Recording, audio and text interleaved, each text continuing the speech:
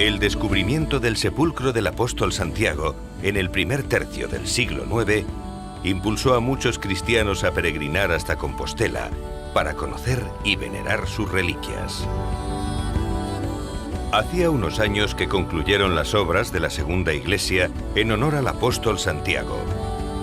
El rey Alfonso III el Grande había proporcionado los suficientes recursos para levantar un templo más amplio y sólido que la humilde ermita que guardaba la sagrada tumba del santo. Las necesidades habían cambiado. La construcción, además de custodiar y honrar las reliquias del apóstol y sus discípulos Teodoro y Atanasio, debía de ser capaz de acoger una mayor presencia de peregrinos llegados de los reinos peninsulares y del resto de Europa.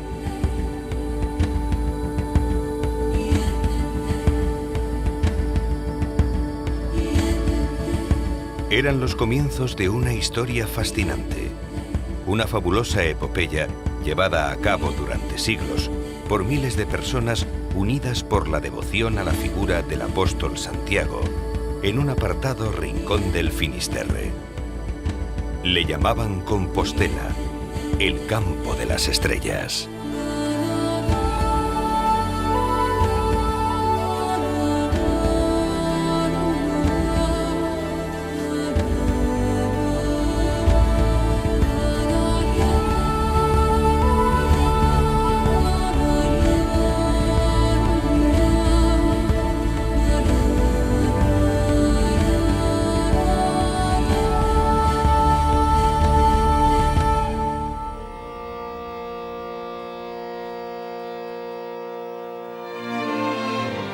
Hoy podemos disfrutar del resultado de tanto esfuerzo, el sueño de aquellos que dedicaron su vida a la realización de esta magnífica obra y que nunca pudieron verla terminada.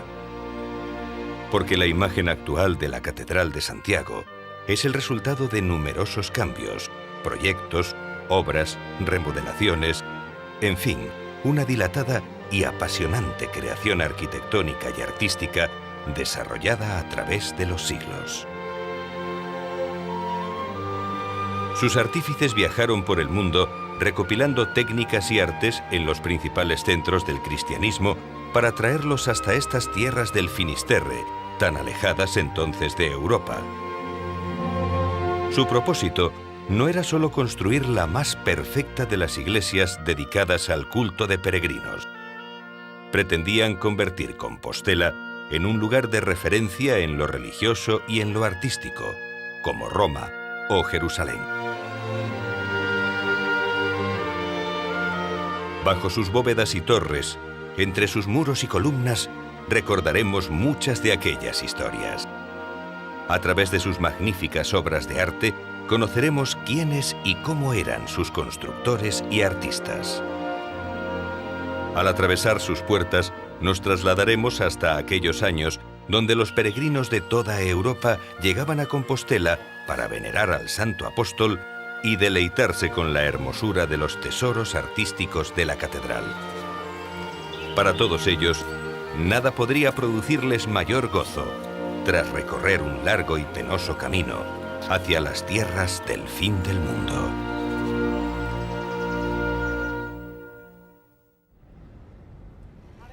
Esta es la magnífica Plaza del Obradoiro. Miles de peregrinos venidos de todas partes viajan hasta aquí desde hace 1000 años. La mezcla perfecta de aventura turístico-deportiva y sentimiento religioso hacen del Camino de Santiago una experiencia incomparable. Aunque desde la Edad Media, Jerusalén, Roma y Santiago han sido los tres grandes centros de peregrinación, la ruta jacobea es la única que aún se realiza de la misma forma que entonces, a pie y con el zurrón al hombro.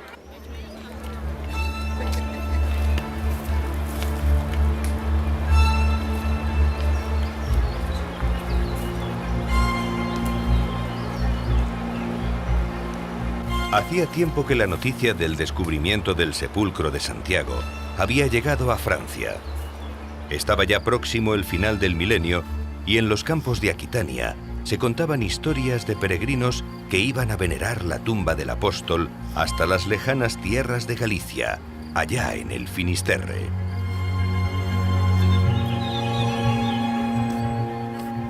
Eran tiempos oscuros y peligrosos. Viajeros llegados de la península hablaban de combates encarnizados entre cristianos y musulmanes. El terror se desató al conocerse que el ejército sarraceno había arrasado Compostela. Almanzor había destruido su basílica y demás iglesias y monasterios. Los monjes que consiguieron huir lograron poner a salvo a duras penas algunos códices y objetos de gran valor.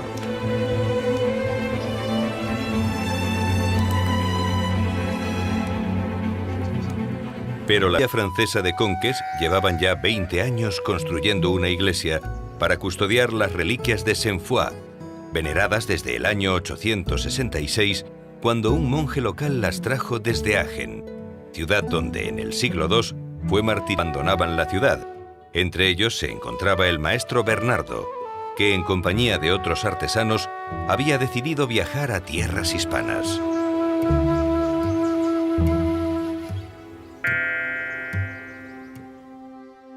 Durante la construcción de la iglesia de Conques, tuvieron que enfrentarse a un sinfín de retos técnicos.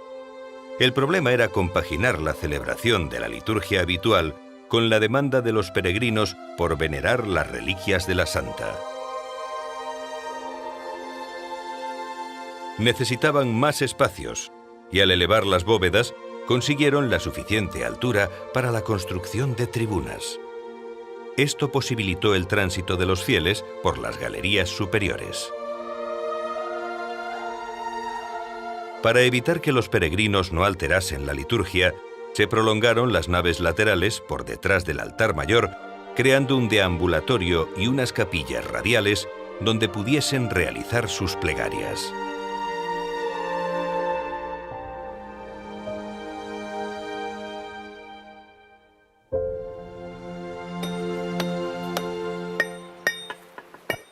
Las obras, como en el caso de Conques, a menudo se interrumpían y maestros, obreros y artesanos tenían que ir a buscar trabajo. Las posibilidades de encontrarlo aumentaban en los diferentes pueblos y ciudades a lo largo de las rutas de peregrinación con destino al oeste de España. Dado el creciente aumento de peregrinos, no era raro encontrarse con las obras de algún santuario, hospital o albergue para el viajero. Y por medio de este continuo trajín de artesanos, constructores y artistas, se iban transmitiendo los nuevos avances, formas y técnicas, tanto en construcción como en el arte de la escultura y la pintura. El Camino de Santiago no era ya solo un camino de devoción. Comenzaba a ser un flujo de transmisión y creación de cultura y arte.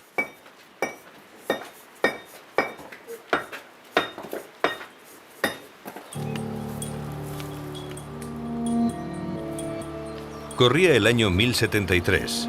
8 años después de abandonar Conques, el maestro Bernardo decidió viajar a Santiago. Había oído que un nuevo obispo llamado Peláez pensaba edificar una nueva basílica y estaba muy interesado en participar en el nuevo proyecto. Alfonso VI ha reunido bajo su corona los reinos de Galicia, León y Castilla. Una vez concluida la reconquista del norte peninsular y despejados los caminos, los peregrinos procedentes de las distintas regiones de Europa se dirigían hacia Santiago de Compostela por las 4 rutas que atravesaban el territorio francés y se unían en la localidad navarra de Puente la Reina. A partir de aquí, un único camino les llevaría hasta Santiago.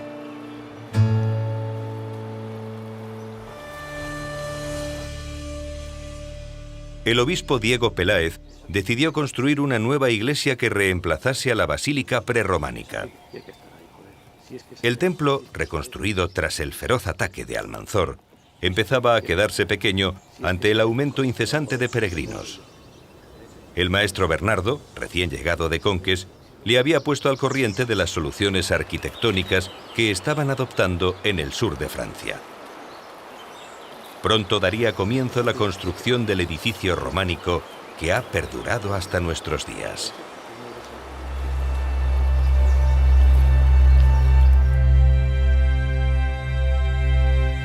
Pero antes de conocer el proceso que llevó a edificar la magnífica y legendaria catedral, retrocedamos aún más en el tiempo para conocer los orígenes de esta maravillosa historia.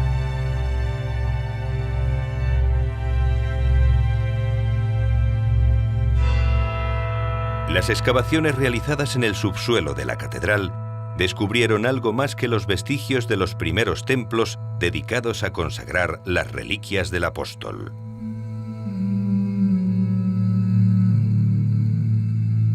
Los restos arqueológicos desvelaron la existencia de un poblado romano entre los 4 primeros siglos de nuestra era.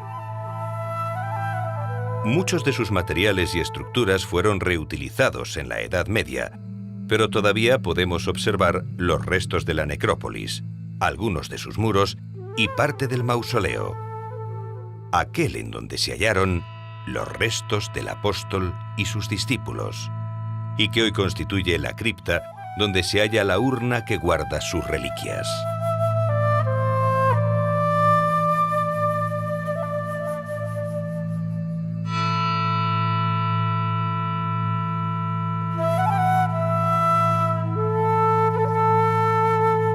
Sobrevolamos la ciudad de Santiago. Desde el aire podemos contemplar la catedral y cerca de ella la iglesia de San Félix de Solovio. Pues bien, según los estudios arqueológicos, podemos imaginar la situación en el año primero.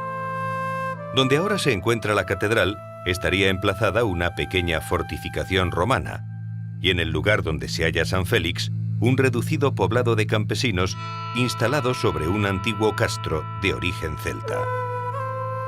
Estos emplazamientos permanecieron durante 4 siglos y a partir del siglo V fueron abandonados. Con el paso de los años, la vegetación fue cubriendo el lugar, formando un monte tupido, y la pequeña aldea de campesinos quedó reducida a un simple abrigo donde recoger el ganado. Y es en este lugar donde las crónicas cuentan que un ermitaño llamado Pelayo, mientras se encontraba ayunando, observó unas luces que brillaban sobre la antigua ciudadela romana. Pero Pelayo no fue el único que contempló el fenómeno. Algunos pastores también fueron testigos de las extrañas luminarias. El suceso llegó a los oídos de Teodomiro, obispo de Iria Flavia, por aquel entonces sede episcopal y ahora parroquia del municipio de Padrón. Ante tales noticias, el obispo acude al lugar y entre la maleza descubre la entrada de un pequeño sepulcro. A unos metros bajo tierra encuentra 3 tumbas, la del medio protegida por una losa de mármol. Teodomiro no duda en atribuir estas sepulturas al apóstol Santiago y a sus discípulos Teodoro y Atanasio. En aquellos tiempos difíciles de lucha contra las fuerzas moriscas, el hallazgo resultó un hecho trascendental para toda la población cristiana. Alfonso II, rey de Asturias, decidió levantar un elemental pero bien dotado santuario. Sobre el sepulcro se construyó una iglesia para venerar las reliquias del apóstol, y al lado el pequeño monasterio de antealtares para albergar a la comunidad de monjes que cuidaría del llamado Locus Sancti Jacobi. Las obras concluyen en el 830 y el obispo Teodomiro consagra la primera iglesia de Santiago.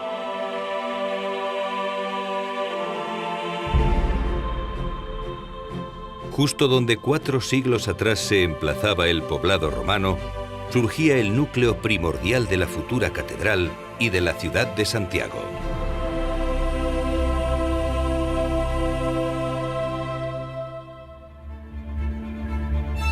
Uno de los principales hallazgos de las excavaciones de 1955 fue la tapa sepulcral del obispo Teodomiro, un personaje trascendental en toda esta historia, ya que fue él quien reveló la naturaleza del sepulcro encontrado gracias a aquellas milagrosas señales. Pero, ¿qué razones tenía Teodomiro para afirmar de manera tan concluyente que esa tumba pertenecía al apóstol Santiago? Diversas informaciones habían llevado al obispo Teodomiro a tener fundadas sospechas de que el apóstol podía estar enterrado en Galicia. En el año 700, Adelmo, el obispo de Sherborne, y más adelante los escritos de Beda el Venerable, afirmaban que las reliquias del apóstol podrían estar ocultas en tierras gallegas. Pero él sabía que estos escritos tenían su base en los textos bizantinos del siglo V, conocidos como el Breviario de los Apóstoles, donde por primera vez se habla del apostolado de Santiago en Hispania y sobre todo de su enterramiento en Arca Marmárica. No es de extrañar entonces que después de escuchar al ermitaño Pelayo relatar cómo unas milagrosas luces señalaban el lugar y descubrir el oculto sepulcro de naturaleza romana, donde una de las tumbas estaba cubierta por una losa de mármol, lo identificase enseguida como el Arca Marmárica, aquel que los escritos señalaban como el sepulcro de Santiago.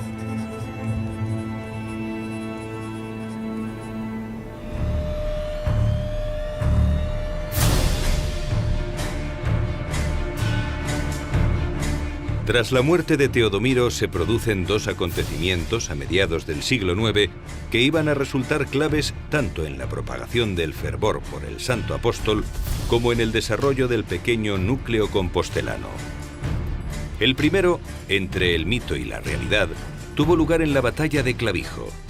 Las huestes cristianas del rey Ramiro I retrocedían ante el ejército de Abderramán II. De pronto, el apóstol Santiago apareció sobre un caballo blanco, causando la desbandada y la derrota de las tropas sarracenas. A partir de aquí, el apóstol se convierte en el defensor de la cristiandad contra los infieles, y el rey Ramiro I establece el voto de Santiago, obligando a entregar todos los años las primeras cosechas a la Iglesia del apóstol. A finales del siglo IX, el obispo de Iria, Flavia, construye una iglesia más sólida y majestuosa sobre la anterior, gracias a la ayuda del rey Alfonso III el Grande. La nueva basílica se consagra en el año 899. Sin alterar los sepulcros del apóstol y sus discípulos, el templo se levanta con 3 naves y 3 ábsides.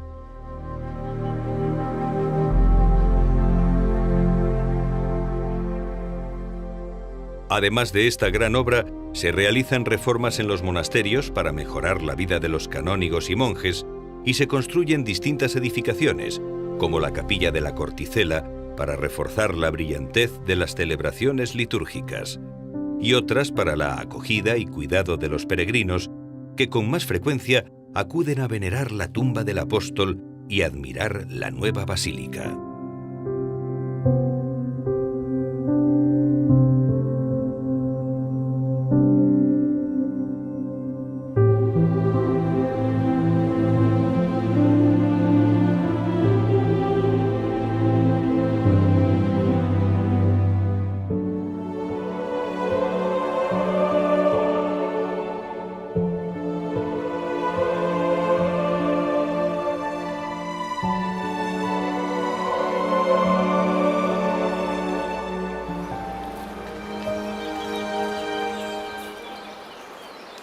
Una vez conocidos los inicios del santuario, prosigamos el relato donde nos habíamos quedado. Era el año 1074 y el obispo Diego Peláez estudiaba el ambicioso proyecto de los maestros franceses para la construcción de la nueva basílica. El plan del maestro Bernardo y del obispo Peláez no solo afectaba a la estructura del antiguo templo, implicaba la anexión de parte de los edificios colindantes.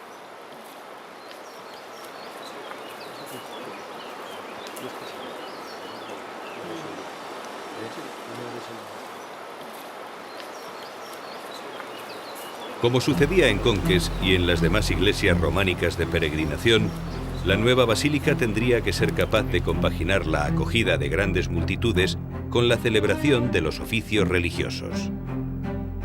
Había que derribar, por tanto, la antigua catedral y construir una nueva que tuviese una planta de cruz latina con 3 naves y un amplio deambulatorio semicircular con capillas alrededor de la cripta, para que los fieles pudiesen acercarse a las reliquias del apóstol sin interrumpir la liturgia. Por desgracia para el obispo Peláez y los maestros Bernardo y Roberto, sus deseos se vieron truncados a los 13 años de comenzar la obra.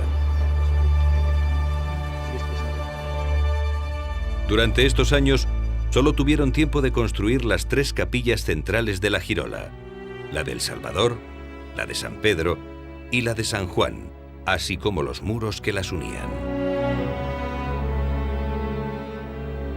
En el muro derecho de la capilla del Salvador observamos una inscripción que está incompleta.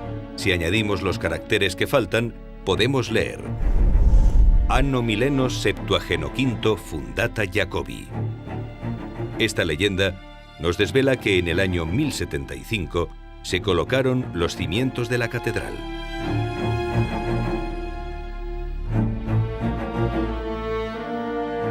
Diego Peláez tuvo un papel relevante como obispo de Iria Flavia. Además de emprender el gran proyecto de la catedral, sustituyó la tradicional liturgia mozárabe por la romana. Pero su afán por defender los bienes de la Iglesia le fue creando enemigos. Acusado de alta traición por colaborar presuntamente con normandos e ingleses, fue prendido en 1088 por orden del rey y destituido como obispo de Compostela.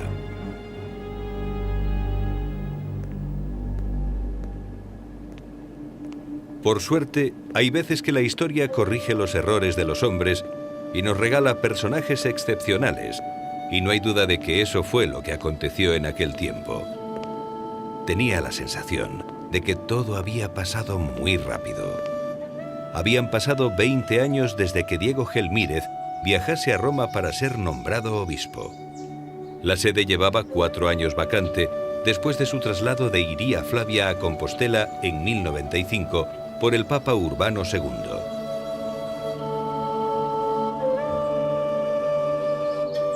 Mientras admiraba la Basílica de Conques, pensaba en su afán de convertir Santiago en el segundo gran centro de la cristiandad después de Roma. Para lograrlo, necesitaba emular de alguna manera las cualidades de la Santa Sede.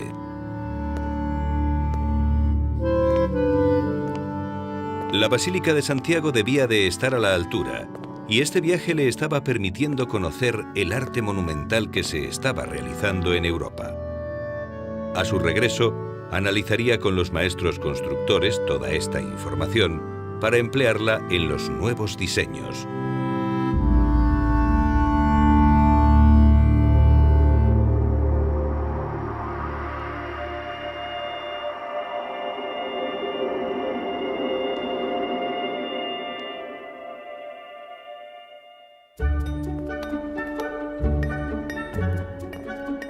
En el año 1101, y ya en Santiago, tras ser nombrado obispo por el Papa Pascual II, Diego Gelmírez se aprestó a poner en marcha sus proyectos. El primero debía ser la conclusión de la catedral. Para entonces, los artesanos y obreros dirigidos por el maestro Esteban acababan de terminar la cabecera de la iglesia, rematando la girola con las 2 capillas que faltaban y el triforio absidial, y habían levantado parte del crucero, construyendo y decorando sus 4 capillas. El obispo Gelmírez tuvo la oportunidad de conocer los principales talleres creadores del arte románico, como Toulouse, Conques y Cluny. Era evidente que si quería conseguir que la Iglesia de Santiago llegara a ser esa gran sede apostólica, debía de estar a la vanguardia del arte. Para ello, patrocinó continuos intercambios entre los obradores compostelanos y los más avanzados de la época. El Camino de Santiago se había convertido definitivamente en un torrente de intercambio cultural y artístico entre Galicia y el resto de Europa.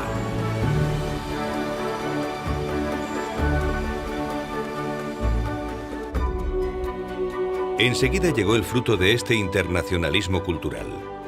A cada lado del gigantesco crucero se levantaron 2 monumentales fachadas esculpidas donde se situaron 2 de las 3 principales puertas de la basílica. Al norte, la puerta francígena, por donde entraban los peregrinos finalizando el camino francés, y al sur, la puerta de Platerías, elevada sobre el atrio de acceso del Palacio Episcopal.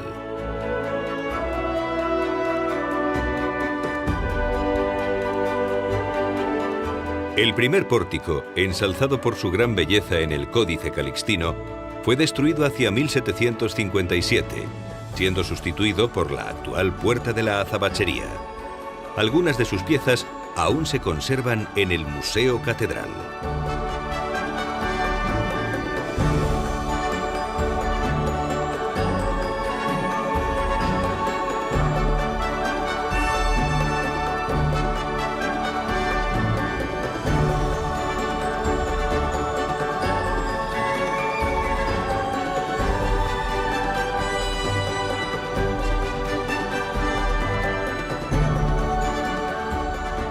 La fachada de la Puerta de Platerías ha perdurado hasta nuestros días, pero su aspecto empezó a sufrir modificaciones desde los primeros años, ya que en tiempos del obispo Gelmírez fue objeto de un incendio. A los relieves originales se fueron añadiendo distintas piezas procedentes tanto de la puerta francígena original como de otras obras posteriores.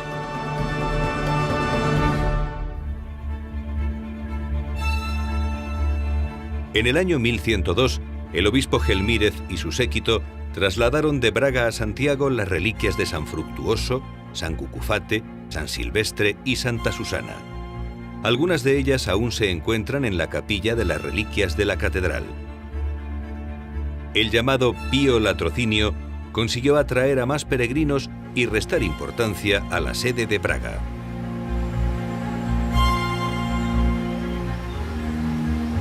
Aunque cada vez eran más los peregrinos que acudían a venerar las reliquias de Santiago, tanto la diócesis compostelana como la creencia y práctica jacobea necesitaban nuevos impulsos.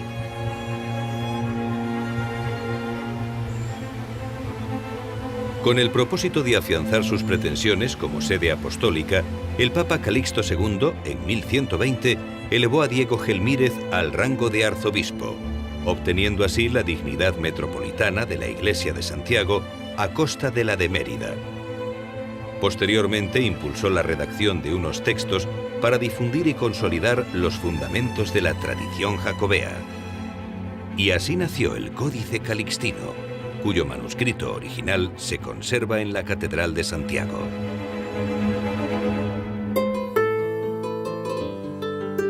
El texto está dividido en 5 libros. El primero ofrece una amplia relación de textos litúrgicos dedicados a Santiago.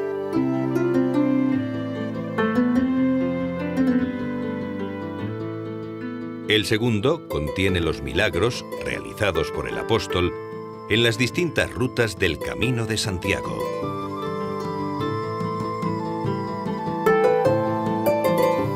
El tercero relata los prodigiosos sucesos relacionados con la traslación de su cuerpo desde Palestina a Galicia y cómo se deposita en el sepulcro.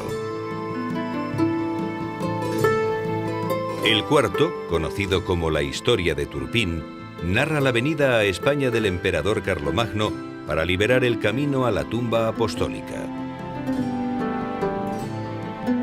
Y por último, el quinto, consiste en la famosa Guía del Peregrino desde Francia a Santiago, atribuida al clérigo francés Aymeric Picot.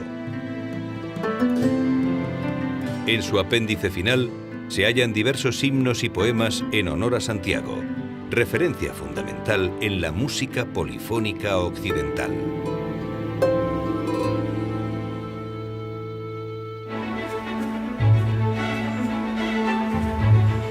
Son los momentos de máximo esplendor del culto jacobeo. Miles y miles de peregrinos procedentes de toda Europa se dirigen a Compostela para venerar al santo. Se arreglan calzadas, surgen nuevos burgos y ciudades, se crean hospitales y albergues. El Camino de Santiago trasciende definitivamente de su función religiosa y se convierte en un torrente de intercambio y desarrollo cultural y económico entre las tierras del norte de España y el resto de Europa.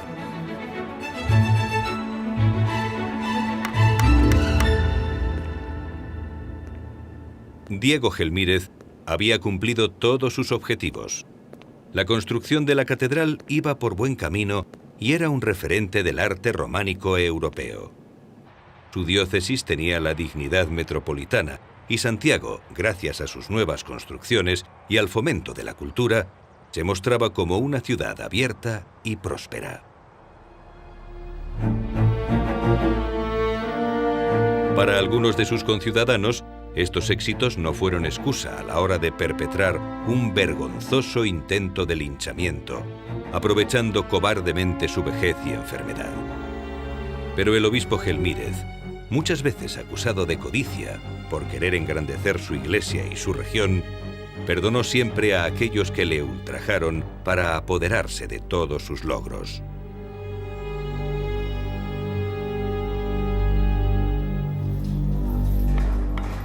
La finalización de la catedral se dilataba debido a la falta de recursos y a su enorme complejidad.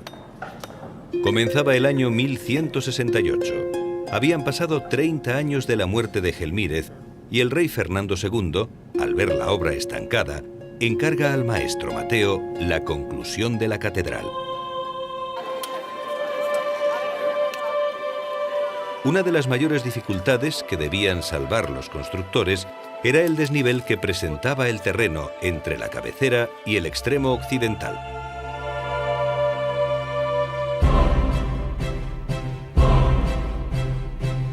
Para solucionar el problema y poder rematar las naves, Mateo decide construir una cripta que nivele el terreno y sirva de soporte a la estructura de un nuevo e innovador pórtico que introducirá en el templo el nuevo estilo gótico.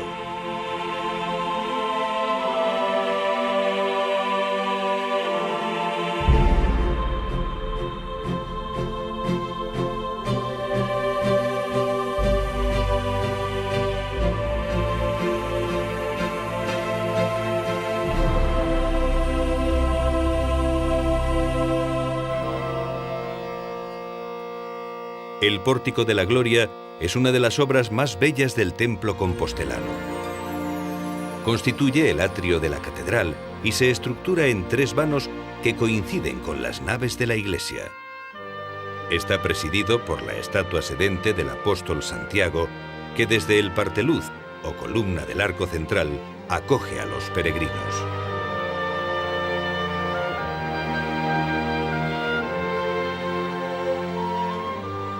Una vez que el maestro Mateo hubo rematado la fachada occidental y construido el majestuoso coro pétreo que hoy podemos ver en el Museo Catedral, quedaron concluidas las obras.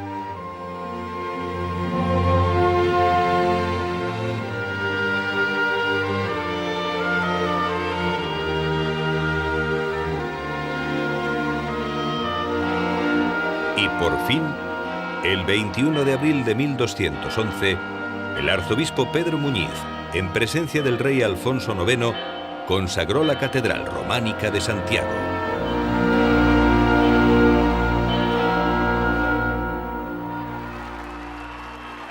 Hoy es un día muy especial. El Papa Benedicto XVI visita Santiago y su catedral. Este año la festividad de Santiago Apóstol coincide en domingo, y cuando esto sucede, se celebra el Año Santo Compostelano o Año Jacobeo.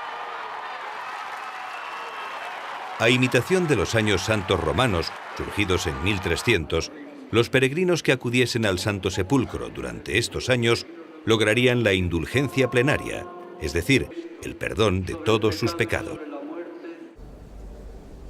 Tal privilegio fue concedido 2 siglos después de la consagración de la Catedral Románica por el Papa Martín V, gracias a las gestiones del por entonces arzobispo Lope de Mendoza. En el nombre del Padre, del Hijo y del Espíritu Santo.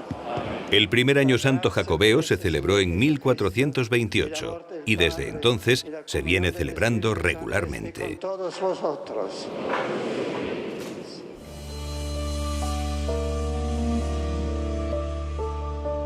El magno acontecimiento aconsejó la reparación de algunas partes de la basílica que resultaron dañadas en los ataques del siglo anterior.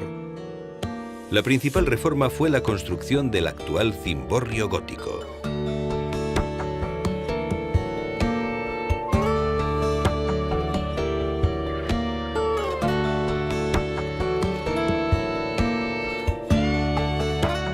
Y es muy posible que debido al andamiaje instalado para realizar esta obra, surgiese la idea de colgar de él un gran incensario, dando origen al ingenioso botafumeiro. La primera referencia al botafumeiro aparece en una nota marginal del Códice Calixtino, escrita precisamente a principios del siglo XV, y lo vincula a las grandes solemnidades celebradas en el interior de la basílica.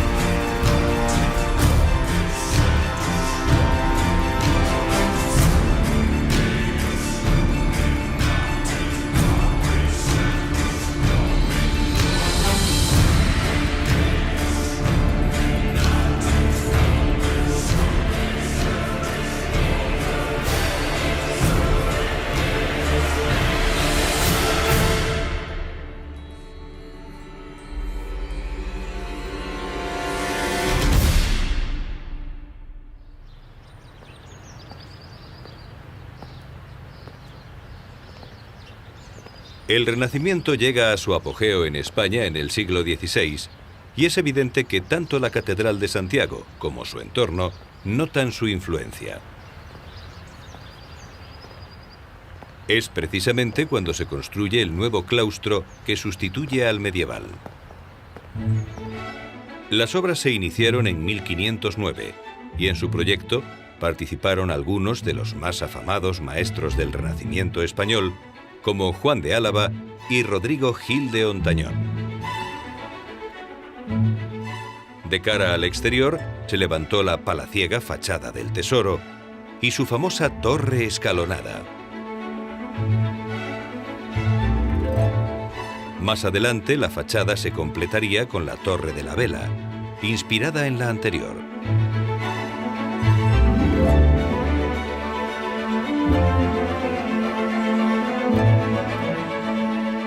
También en el siglo XVI es cuando empieza a coger forma la Plaza del Obradoiro, al construirse el Hospital Real para peregrinos y enfermos.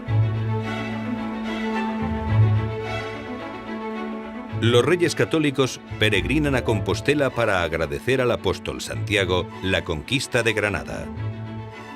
Viendo la gran afluencia de devotos, promueven su construcción.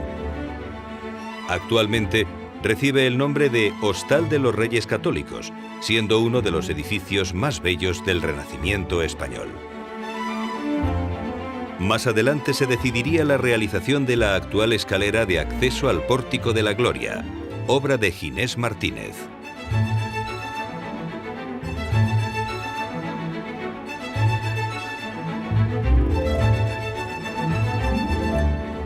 Una galería de columnas jónicas realzaría aún más el esplendor de la Plaza del Obradoiro.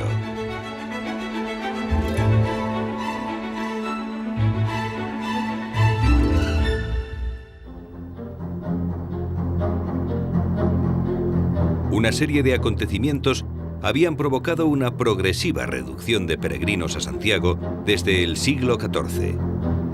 La terrorífica peste negra, que diezmó la población europea unida al gran cisma que dividió a los católicos en 1378, significaron el comienzo de la crisis. En el siglo XVI, la reforma de Lutero provocó un nuevo cisma que afectó de lleno a la peregrinación compostelana, ya que al criticar duramente su práctica, cortó de raíz la devoción jacobea en los países centroeuropeos.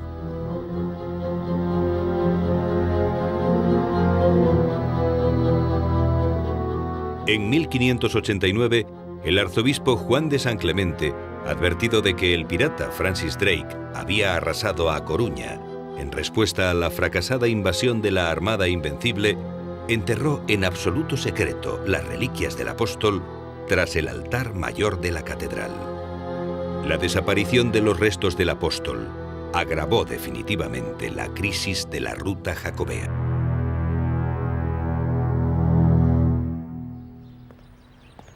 La llegada a Santiago del canónigo José de Vega y Verdugo iba a ser determinante en la metamorfosis barroca de la antigua catedral medieval.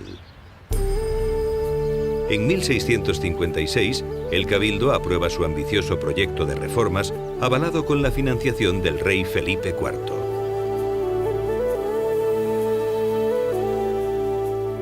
El propósito del canónigo era superponer en el exterior y el interior del templo nuevas estructuras arquitectónicas y ornamentales barrocas, manteniendo la planta románica original.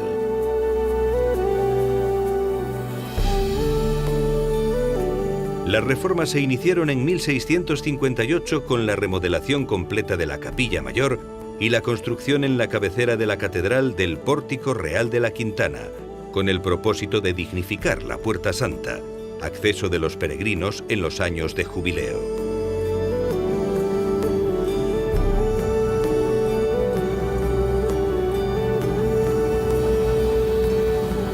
La transformación de la cabecera de la basílica culmina primero con la nueva cúpula sobre el cimborrio gótico y más tarde con la construcción de la Torre del Reloj.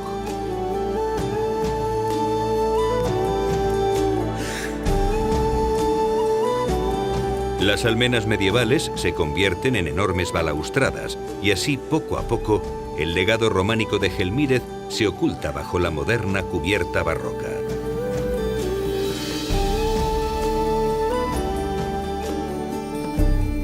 Pero la metamorfosis aún no había concluido. Había que rematar el enmascaramiento barroco con una nueva fachada en la Plaza del Obradoiro, y el arquitecto Fernando de Casas se iba a ocupar de ello. Después de varias propuestas, se decidió superponer un nuevo frontispicio al que en su día construyó el maestro Mateo. Las dos torres medievales se elevaron e igualaron, y en el cuerpo central se abrió uno de los ventanales más grandes de su tiempo para iluminar el interior de la catedral.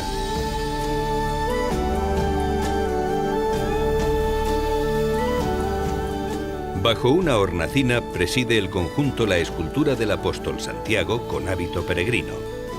A sus lados, dos parejas de ángeles con la cruz de la Orden de Santiago. Por debajo, sus discípulos Atanasio y Teodoro, también de peregrinos, flanquean una urna que representa el sepulcro del apóstol Santiago y una estrella, aquella que vio el ermitaño Pelayo, donde hoy se levanta el Templo de las Estrellas.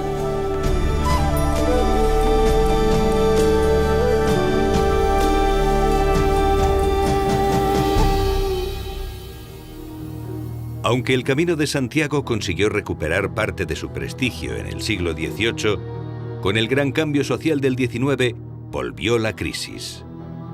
Hasta tal punto que el 25 de julio de 1867, apenas 40 peregrinos acudieron a la fiesta del apóstol.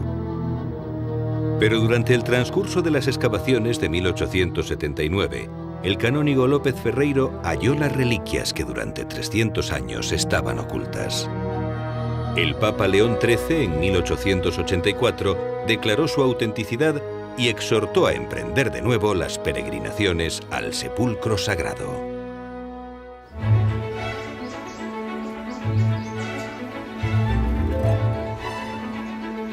El documento pontificio resultó fundamental en la revitalización de la fe jacobea. A partir de entonces, el aumento de peregrinos hacia la villa compostelana no ha dejado de crecer hasta nuestros días.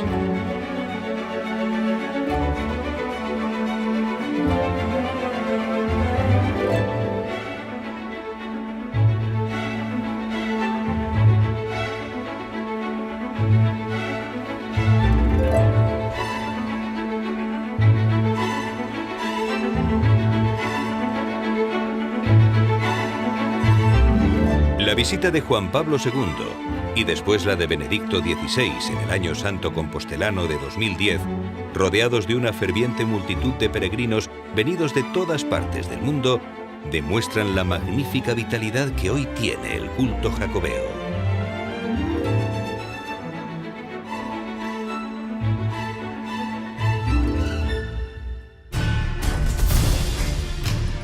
Pero a pesar de todos los cambios, la obra de Peláez y Gelmírez, de los maestros Bernardo, Esteban, Mateo y tantos otros, sigue inalterable y reconocible.